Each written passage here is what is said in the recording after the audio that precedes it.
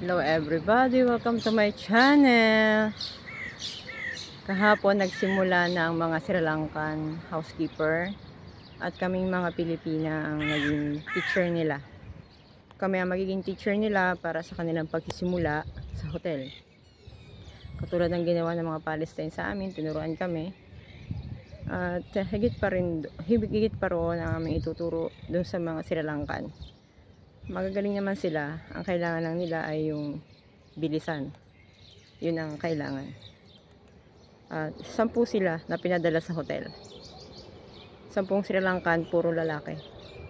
Mas makakabuti yun kasi syempre may mga bagay na binubuhat tulad ng kama.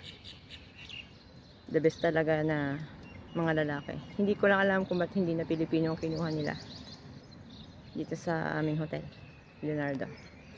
Bye-bye, yan lang po muna ang update ko sa aming mga bagong hotel housekeeper. Hindi ko po ipapakita ang mga picture nila for their privacy. Dahil mahirap na ngayon, alam niyo naman po sa Israel, may gulo pa rin.